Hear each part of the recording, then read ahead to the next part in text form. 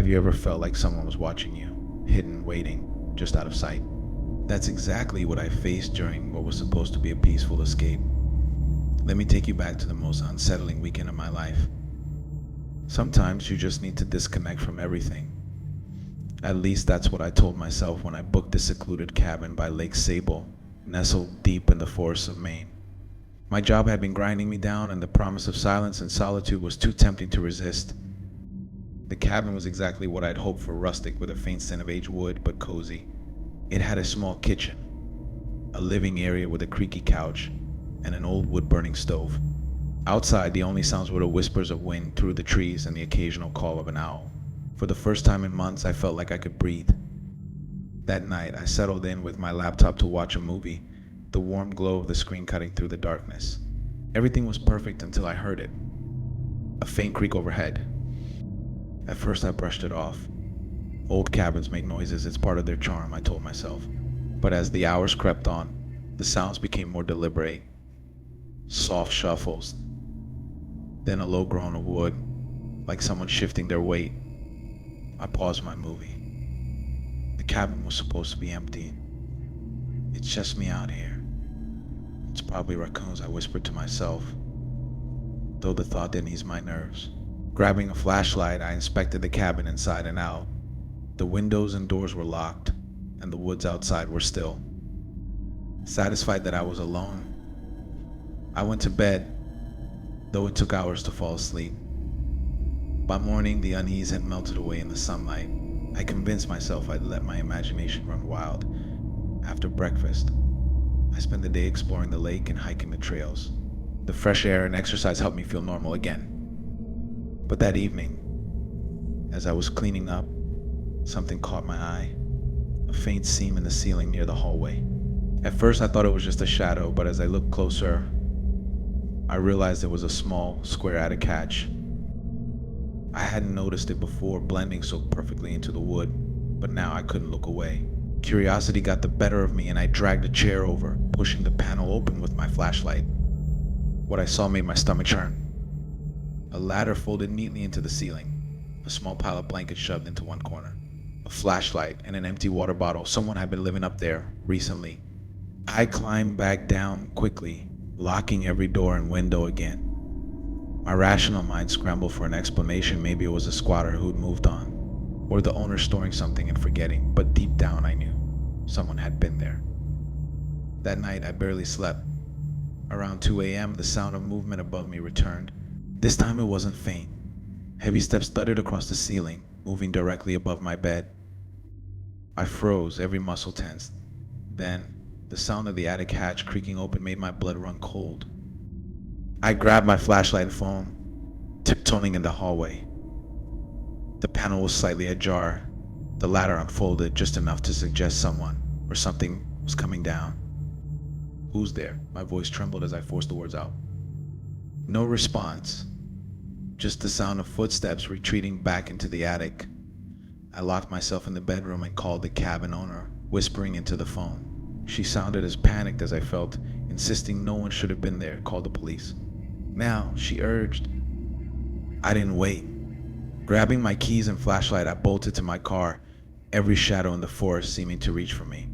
As I pulled out of the driveway, my headlights swept across the attic window.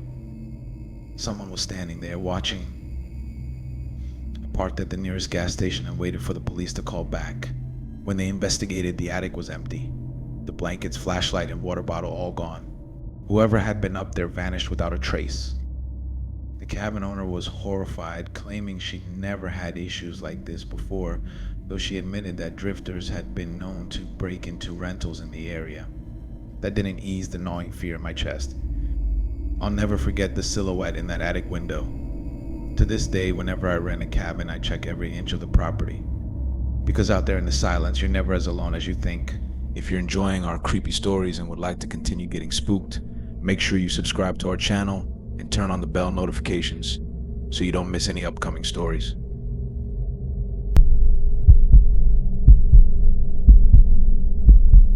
It was supposed to be a quiet weekend getaway, just me and my friends Sarah, Ben, and Mike.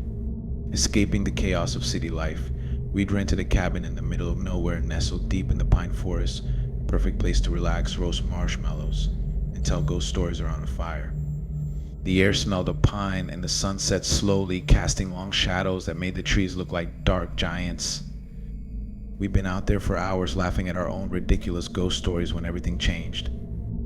Mike suddenly went silent, his eyes fixed on the tree line. "Hey," he said, his voice barely above a whisper. "Did you guys see that?" We all turned to look in the direction he was pointing. At first I didn't see anything, just a darkening forest beyond the firelight. But then I caught it, a flicker of motion just between the trees, something or someone moving. "Probably just a deer," Sarah said, trying to shrug it off, but I could tell she wasn't as convinced as she sounded. But I wasn't so sure. The shape had been too tall, too human-like. And that's when it hit me, those eyes I'd seen staring at me in the diner earlier that day. The man who had been watching us from the corner of the room. I tried to shake the thought from my mind, but the feeling lingered. "Maybe we should head inside," I suggested, trying to sound casual. We all agreed, and within minutes we were huddled in the cabin, locking the doors and pulling the curtain shut. Ben and Mike tried to make jokes about Bigfoot, but I could sense the unease in their voices. We checked the locks twice before heading to bed, trying to convince ourselves it was just our imagination playing tricks on us. But around 2 a.m., I woke up to the sound of footsteps on the porch. At first, I thought it was one of my friends stepping out for some fresh air. But then I heard something that made my blood run cold, a soft creak like someone was walking across the wooden boards outside, followed by a faint tap on the living room window. I froze. My hand reached for my phone, trembling as I unlocked it. I texted Sarah, who was in the next room. "Are you awake?" Her reply came instantly. "Yeah, did you hear that?" I didn't want to scare anyone, but there was no way I could just ignore it. I crept to Sarah's room, and together we peeked out through the small gap in the curtain. The porch light barely illuminated the yard, but there he was standing at the edge of the porch, his face hidden in the shadows, just staring at the house. I felt a chill crawl down my spine. "It's him," I whispered. Sarah's eyes widened and we woke Ben and Mike, trying to stay as quiet as possible. We huddled in the hallway, whispering about what to do. Mike suggested going outside to confront him, but Sarah and I immediately shot that idea down. If he was bold enough to follow us here, we had no idea what he was capable of. We decided to call the police. The dispatcher assured us they'd send someone, but given the remote location of the cabin, it would take at least 30 minutes. Outside, the man hadn't moved. He stood there just beyond the reach of the porch light, his figure silhouetted against the night. He was motionless, waiting. Then, after what felt like an eternity, he started moving again, slow, deliberate steps. My stomach twisted in knots. Ben and Mike weren't the type to sit around doing nothing. "We can't just let this creep hang around all night," Ben muttered, his jaw tight. Mike grabbed a heavy flashlight from the table, his face hardening. "Stay inside," he said. "Lock the door, we'll handle it." I wanted to argue. I wanted to tell them to wait for the police, but the look in their eyes silenced me. They were going out there whether I liked it or not, so I locked the door behind them, my hands shaking as I did. Inside, the silence was unbearable. Sarah and I huddled by the window, trying to keep an eye on the man without being noticed. "Hey," Ben called out from outside. "What are you doing here?" The man turned slowly toward them. His face remained in the shadows, but I could see his posture tense, like he was about to spring into action. "Just passing through," he said, his voice low and raspy. Ben and Mike exchanged a look, but Mike's voice was calm, though it was strained. "Why are you snooping around a private cabin in the middle of the night?" The man smiled, a cold, unsettling grin. "Didn't know it was private," he said, his eyes flicking between Ben and Mike, like he was sizing them up. "Leave," Mike said, his voice suddenly harsh. "Now." For a moment it seemed like the man might comply. He raised his hand slightly, palms out, and took a small step back. But then, his grin widened. He looked over his shoulder, toward the side of the cabin. And that's when Sarah gasped. Another shadow moved just beyond the trees, barely visible, but there. A second man. I felt a cold, tight knot form in my stomach. We weren't alone. Ben and Mike stiffened. "We're not looking for trouble," Ben said, his voice steady but now tinged with uncertainty. The man chuckled. "Neither are we," he said, but the way his eyes darted between the two of them told a different story. Without warning, the man lunged at Mike. The flashlight swung up, hitting him in the shoulder, and the man staggered back. At the same time, the second figure emerged from the darkness, sprinting toward them. Sam swung his flashlight like a bat, hitting the second man square in the chest. The force of it knocked him off balance and he tumbled to the ground. "Get back in the cabin," Mike shouted, grabbing Ben's arm. They both sprinted toward the porch and I threw open the door as they reached the steps, locking it just as they stepped inside. The pounding started almost immediately, fists slamming against the door, followed by something heavy being thrown against it. The windows rattled as the second man tried to pry them open. "Stay back," Ben shouted, holding the flashlight like a weapon. "The police are on their way." For a moment, the noise stopped. Then we heard low muttering outside, indecipherable, almost like they were talking to each other. A few seconds later, their footsteps retreated into the night, fading away. When the police finally arrived, the men were long gone. They searched the property and the surrounding woods, but found no trace of them. The officer asked if we knew them, but none of us had any answers. I mentioned a man I'd seen in the diner earlier, but the officer just nodded and made a few notes. "They're probably just drifters or some locals looking for trouble," he said, before assuring us they'd keep an eye out. We spent the rest of the night on edge, jumping at every sound, until the first light of dawn broke through the trees. We packed up and left early, cutting our trip short. It wasn't worth the anxiety. Even now, I can't stop thinking about that night. What did they want? Why did they follow us here? I don't know if I'll ever get those answers. But one thing's for sure, the wilderness isn't always the most dangerous thing out there. Sometimes it's the people hiding in it.